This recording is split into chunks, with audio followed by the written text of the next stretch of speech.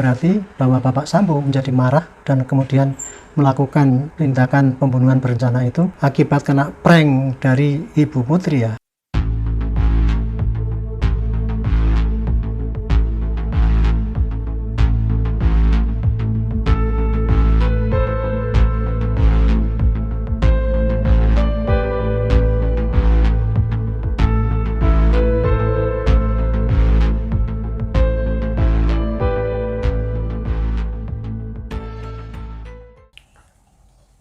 Salam jumpa kembali dengan Om Pas, ocehan mantan polisi anti suap. Para pemirsa yang saya muliakan, pagi ini kita akan berbincang-bincang santai masih mengenai tragedi di Rumah Sang Jenderal yang selama ini kita kemas sebagai sinetron Duren 3. Seperti kita dengar ya, kemarin Ibu Putri yang selama ini sulit sekali untuk dihubungi baik oleh LPSK maupun oleh Komnas HAM, dan akhirnya kemarin ternyata Ibu Putri memenuhi panggilan dari Barreskrim Polri untuk diperiksa sebagai tersangka dalam kasus pembunuhan berencana yang dilakukan oleh Bapak Sambo beserta ajudannya. Dan diduga Ibu Putri terlibat di dalam rekayasa ataupun rencana pembunuhan berencana terhadap Brigadir Yosua. Tetapi yang menarik perhatian adalah di dalam pemeriksaan kemarin itu setelah 12 jam diperiksa, ternyata ada berita bahwa Ibu Putri masih bersikukuh kepada keterangannya bahwa dia adalah korban pelecehan. Nah, mari kita lihat ya, ini dulu pertamanya bagaimana sih kok pengakuan dia sebagai korban pelecehan ini kemudian menjadi pusat pembicaraan publik dan disanggah mati-matian oleh advokat atau tim advokat dari Brigadir Yosua atau keluarganya Brigadir Yosua almarhum. Jadi ceritanya begini kan, dulu kasus ini bermula tanggal 8 terjadi pembunuhan ya, tapi kemudian dirilis baru tanggal 11, di mana dalam rilis itu disebutkan bahwa kejadiannya adalah percobaan penodongan dan pelecehan yang dilakukan oleh Brigadir Yosua di kamar Ibu Putri di Duren 3. Ketika Ibu Putri berteriak, kemudian Brigadir Y itu keluar agak panik gitu, kemudian disapa oleh Baradae dari atas tangga itu, "Ada apa bang?" Tapi dia malah balik menembak, dan kemudian terjadilah tembak menembak sehingga Brigadir Yosua meninggal di tempat, dan penembaknya adalah Baradae karena dalam rangka bela diri. Nah, kasus itu kan dirilis tanggal 11, kemudian kejadiannya tanggal 8. Itu menimbulkan kejanggalan yang luar biasa itu ya. Publik pada tanya-tanya kenapa kok kasusnya tanggal 8 baru dirilis tanggal 11, dan kemudian mana bisa itu terjadi tembak menembak. Kemudian demikian mudahnya kasus itu didalilkan sebagai suatu tindakan yang tidak senonoh oleh Brigadir Y. Dan yang lebih dahsyat lagi adalah ketika korban jenazah daripada Brigadir Yosua itu dikirim keluarganya, keluarganya marah besar karena merasa dihina, diperlakukan tidak adil, karena anaknya satu-satunya yang merupakan andalan keluarga, paling menurut, paling baik di antara keluarga itu kok dituduh sebagai penjahat, padahal kan dia korban pembunuhan. Oleh karena itu dia tidak terima dan menggugat balik atau melaporkan kembali kepada polisi di Barreskrim Polri, yang itu dilaporkan pada tanggal 18. Itulah asal mula heboh mengenai pengakuan Ibu Putri yang dilecehkan ini. Dan kemudian perdebatan itu kita bisa jelaskan begini.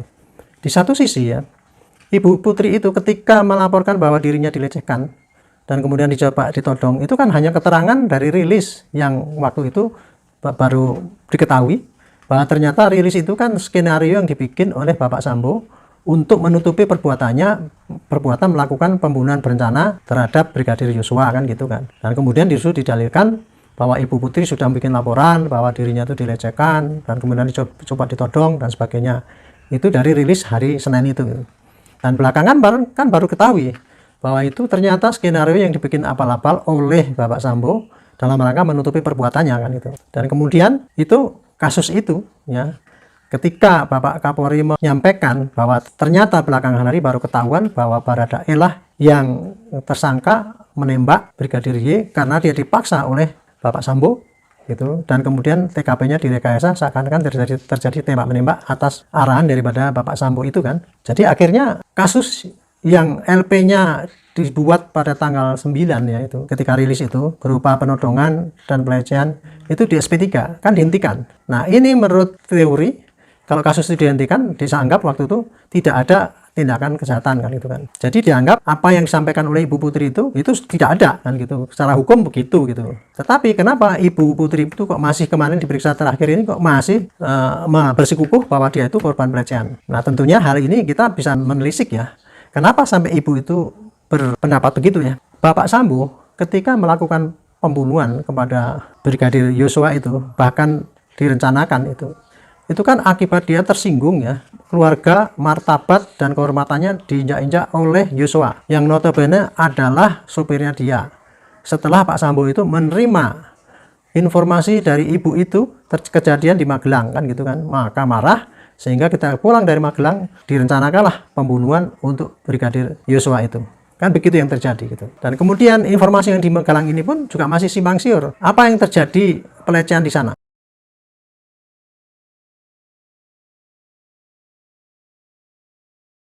Jadi Bapak Sambo itu sampai marah betul dan kemudian tega membunuh Yosua itu akibat pelaporan daripada Ibu Putri itu ketika masih di Magelang dan kemudian baru dilaporkan ketika sudah kembali ke Jakarta.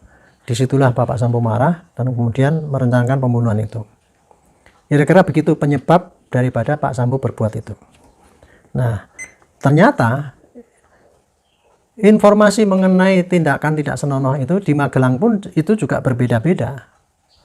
Yang pertama ya, itu kan dikabarkan dulu yang sampai diungkap di DPR itu bahwa ketika rombongan Ibu Putri itu masih di Magelang sana itu kepergok Brigadir Y itu oleh Kuat gitu, membopong dari kamar ke sofa ke kamar gitu, sehingga Kuat mempergoki dan kemudian itu terulang lagi 2 hari kemudian kepergok juga Yosua baru keluar dari kamarnya ibu itu, sehingga terjadi cekcok lah waktu itu. Dan Baradae waktu itu ada di bawah loteng, tidak tahu apa yang terjadi, tapi kira-kira itulah intinya adalah Kuat itu memergoi Brigadir Y sedang bermesraan lah kira-kira gitu ya dengan ibu itu yang terjadi.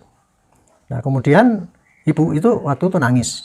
Nah kita kan nggak ngerti ya nangisnya itu apa menyesal karena merasa dirinya dilecehkan atau menyesal karena kepergok kan, itu nggak ngerti ya. Itu dalam keadaan bingung lah pasti itu kejadiannya begitu, sehingga dia akan melaporkan itu kepada suaminya nanti kalau udah balik sampai di Jakarta kan, itu yang terjadi. Tapi di sisi lain juga ada juga itu informasi bahwa Yosua itu melaporkan bahwa Bapak FS itu ada simpenannya kan gitu kepada ibu gitu, sehingga ibu marah dan kemudian akan menyampaikan kepada suaminya nanti kalau udah balik ke Jakarta. Jadi di sini ya saya pikir ini posisi yang sulit bagi ibu itu ya. Apakah dia itu kemarin membuat laporan itu hanya karena untuk menutupi perbuatannya bahwa dia itu juga berselingkuh gitu ya, karena Pak Kapolri bilang itu motifnya adalah karena perselingkuhan atau karena pelecehan gitu. Jadi seandainya ibu itu ternyata berselingkuh, kan dia nggak mungkin juga lapor kepada suaminya bahwa dia telah berselingkuh gitu. Nah, paling pol ya dia memilih jalan ya supaya tidak dimarahi, ya dia pakai pelecehan itu tadi karena untuk menutup keterangan dari Fuad yang menuduh, yang menangkap basah itu gitu. Jadi kemungkinan yang terjadi adalah ibu itu melaporkan pada suaminya bahwa dirinya dilecehkan, bukan karena perselingkuhan. Karena kalau dia ngomong perselingkuhan juga sulit juga ya, masih tetap suaminya juga marah juga. Sedangkan kalau dengan pelecehan itu ya sama juga akibatnya kan, marah juga. Tetapi kan tidak separah apabila dia ngaku bahwa itu berselingkuh gitu. Itulah kira-kira ya, sehingga ibu itu kelihatannya memilih untuk melaporkan pada suaminya bahwa dia itu adalah telah dilecehkan gitu.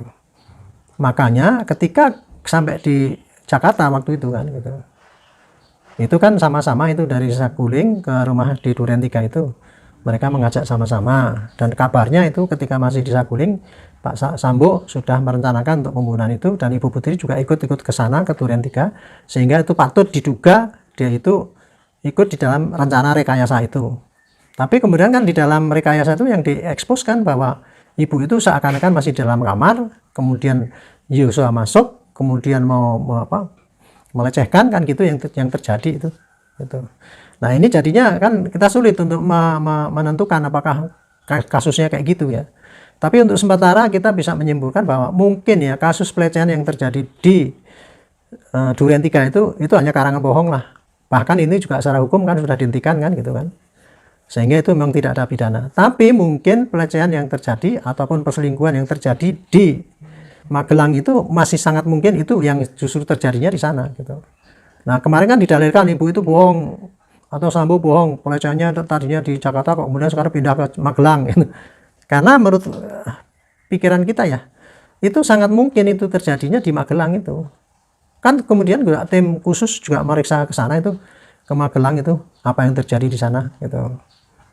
Dan kemungkinan yang kita dapat ya adalah bahwa dari hasil penelitian apa yang terjadi di Magelang, yaitu mengenai apakah itu isu pelecehan atau itu perselingkuhan, ini terbuat dua versi informasi yang saling bertentangan. Di satu sisi, seperti dulu disampaikan di dalam DPR itu, kan salah satu anggota DPR menanyakan pada Bapak Kapolri, apakah benar waktu itu ada informasi bahwa Ma'ruf memergoki Brigadir Y sedang membopong dari sofa ke tempat tidur, dan 2 hari berikutnya juga dipergoki oleh Ma'ruf bahwa Yosua mengendap-endap keluar dari kamar, sehingga waktu itu langsung terjadi bentrok, dan ketika bentrok saat itu Baradae lagi di bawah dilarang ke atas oleh si Ma'ruf. Nah itu kan, jadi di isu itu yang ditonjolkan adalah bahwa terjadi percobaan atau perselingkuhan ataupun perbuatan yang bermesraan oleh Yosua dan dipergoki oleh Ma'ruf, sehingga Ma'ruf marah dan Yosua suruh turun, dan ketika itu Baradae datang dan mau naik ke atas dilarang. Dan isu itu waktu ditanyakan pada Bapak Kapolri kan dijawab sebagian besar, sebagian tidak gitu. Itu dari versi yang menyudutkan bahwa Yosua lah yang pernah mencoba berbuat bermesraan dengan Ibu Putri kan gitu. Nah di sisi lain ini belakangan ini baru kita ketahui juga ada informasi yang disampaikan oleh pengacara yang gondrong itu, di mana Baradae itu waktu itu mengakui bahwa ternyata ketika dia datang dari tempat ngantar anaknya makan, anak Ibu Putri itu kan, putranya kan ada di sekolah di sana, kemudian dipanggil dan kemudian Baradae itu datang, kemudian di tempat itu sudah terjadi Brigadir Y sudah dibawa, si Kuat di atas. Ternyata itu informasinya adalah justru si Kuat lah yang kepergok oleh Brigadir Y itu, si Kuat yang kepergok lagi bermesraan dengan Ibu Putri di dalam kamar, dan kemudian kepergok Brigadir Y sehingga dia marah-marah dan mengancam kan, itu kira-kira gitu. Nah dan kemarin ini juga ditunjukkan juga kan di dalam salah satu adegan di rekonstruksi itu juga ada kelihatannya adegan yang seperti itu yang mendukung bahwa si Kuat ada di dalam kamar dengan Ibu Putri, tapi kita sendiri belum tahu persis ya itu adegan dalam rangka mendukung yang mana.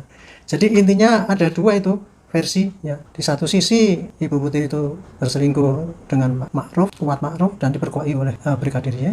Di sisi lain justru Brigadir Y itu kepergok oleh si Ma'ruf. Nah ini mana yang benar, mana yang salah, kita sulit ya. Di satu sisi karena Brigadir Yosua sudah meninggal dan Ibu Putri juga mengatakan begitu. Di sisi lain juga kita tidak tahu apakah polisi juga sudah mengungkap bahwa ternyata yang terbukti atau berselingkuh dalam tanda petik itu adalah Kuat Ma'ruf, karena selama ini kan belum pernah terbuka gitu. Seandainya ini terbuka mungkin spekulasi publik tidak bertanya-tanya sampai sekarang ini gitu. Tetapi terjadinya perselingkuhan atau percobaan pelecehan yang terjadi di Magelang itu dikuatkan dengan bukti bahwa ketika Brigadir Yosua itu pulang kan dia kan ketakutan akan dibunuh oleh si Kuat lama gitu, yang tadinya ditafsirkan Kuat Satgasus gitu, tapi ternyata kan itu si Kuat yang membantu ibu yang sudah lama itu. Jadi ini juga ada kaitannya dengan isu juga dulu bahwa memang terjadi perselisihan antara Kuat dengan Yosua sudah lama katanya. Mungkin tadinya kan ditafsirkan karena Kuat itu dulunya sudah lebih lama di situ, dan kemudian ketika Covid dia keluar sementara, kemudian digantikan oleh Yosua, dan Yosua mendapatkan kedudukan yang lebih bagus gitu sehingga terjadi iri. Kira-kira dulunya kan terjadinya dipikirnya cuma perselisihan antara pengaruh ya untuk mendapatkan pengaruh di rumah tangga. Tapi ternyata sekarang justru saling memfitnah mengenai perselingkuhan ini.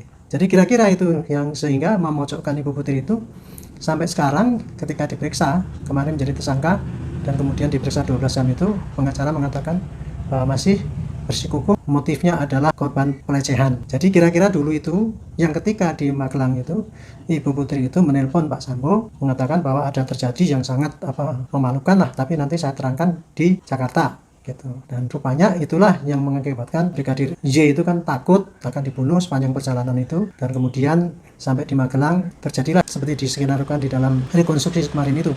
Jadi kembali dari Magelang ternyata ibu itu melapor kepada Pak Sambo marah mungkin, kemudian dia merancang pembunuhan. Di situ ada Baradae, ada RR, ada Kuat, dan kemudian ada Ibu Putri juga gitu kan. Dan kemudian dilaksanakanlah pembunuhan itu di rumah Duren 3, dan sempat juga tempo hari ada informasi bahwa si Ma'ruf itu mau melarikan diri tapi kemudian ketangkap. Jadi dengan data-data seperti itu kelihatannya kok cukup jelas ya apa yang terjadi itu. Jadi kurang lebih motifnya itu adalah ibu itu ketika di Magelang terpegok entah oleh Kuat atau oleh Yosua, tapi yang jelas terpegok dalam kondisi entah pelecehan ataupun dalam perselingkuhan. Dan kemudian ketika itu mau tidak mau kan harus dilaporkan, karena antara dua ini mungkin Kuat Ma'ruf ataupun Brigadir Y yang akan lapor kepada Pak Sambo waktu itu. Makanya Ibu Putri terpaksa melaporkan itu di Jakarta. Dan kemudian dia ikut, kalau memang terjadi seperti itu, paling pol kan dia bisa mengatakan, ya saya korban pelecehan kan kayak gitu. Itu jadi kira-kira itu ya mungkin motif kenapa kemudian Ibu Putri bersikukuh pada keterangannya bahwa itu adalah terjadi pelecehan seksual itu. Kita tidak tahu mana yang benar mana yang salah, karena selama ini kita hanya menduga-duga ya. Tapi kurang lebih cerita yang hampir bisa kita maklumi adalah bahwa memang Bapak Sambo itu kalap karena mendapatkan informasi dari istrinya bahwa dirinya itu dilecehkan entah oleh Yosua ataupun oleh Ma'ruf ya, kita tidak tahu, tapi yang jelas pasti dia lapornya mesti dilecehkan oleh Yosua. Buktinya kan Pak Sambo langsung merencanakan pembunuhan kepada si Yosua, sedangkan si Ma'ruf diajak ikut-ikut merencanakan. Dan situ mungkin Ma'ruf juga karena memang peranannya tadinya memfitnah si Yosua, ya dia ikut-ikutan kan gitu. Jadi kalau memang demikian kejadiannya, maka sangat besar itu faktor kesalahan yang di pundak Ibu Putri maupun Ma'ruf, kalau memang itu ceritanya begitu ya. Jadi sekarang mungkin akan lebih jelas mengapa kira-kira Ibu Putri itu memberikan keterangan bahwa dirinya dilecehkan, itu karena kondisinya memang terpaksa di dalam kisah itu seperti itulah jadinya.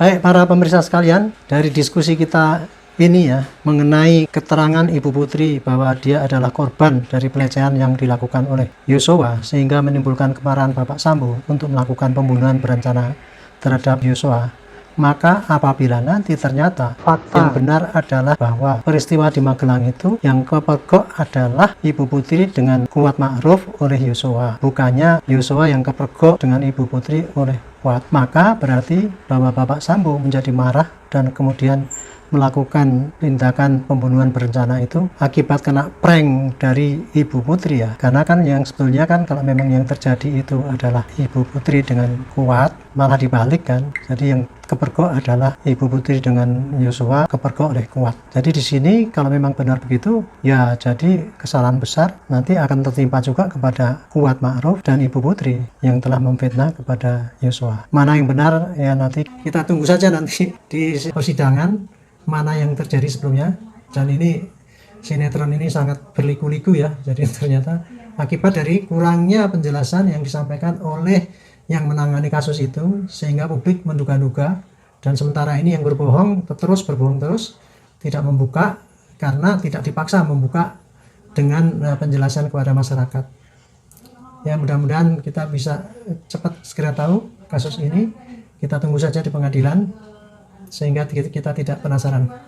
Demikian ya kira-kira singkat analisis mengenai kenapa Ibu Putri itu kok terus bersikukuh pada masalah pelecehannya gitu. Mungkin itu karena terpaksa, dan kalau melihat kondisinya kayak gitu kok kelihatannya Ibu Putri jadi berat sekali pertanggungjawaban atas tindakannya itu.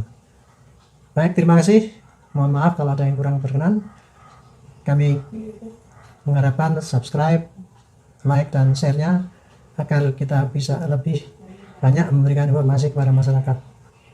Terima kasih, sampai jumpa di Kompas berikutnya.